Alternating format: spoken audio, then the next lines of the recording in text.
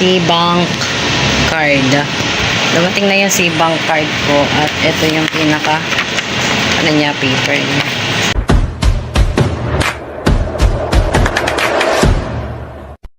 Ay, dumating na yung yung C-Bank card.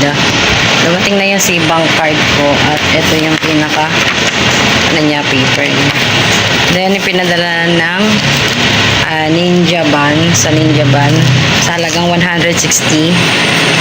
Yung binayaran ko doon sa C-Bank 300 siya, naka-discount ako 160 dineduct doon sa C-Bank.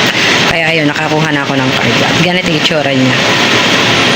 Orange na orange. Then, inactive ko na din siya para siya ma-active. Punta ka doon sa pinaka application ng C-Bank. Then, punta ka sa pinaka card. Then, may nakasulat doon na physical card. Then, i-active mo siya. Active now.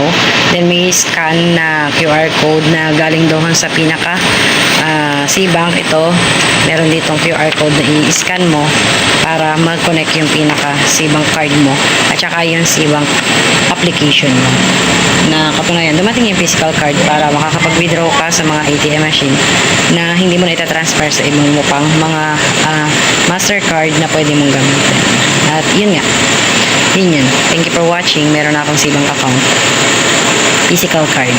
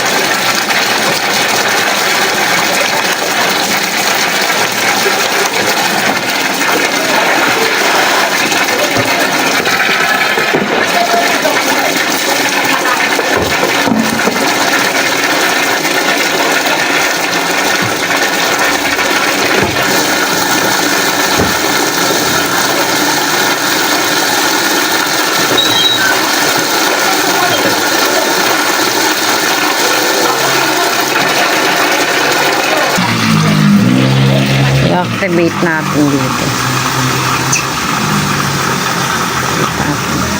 Para ma-activate yung C-Bank.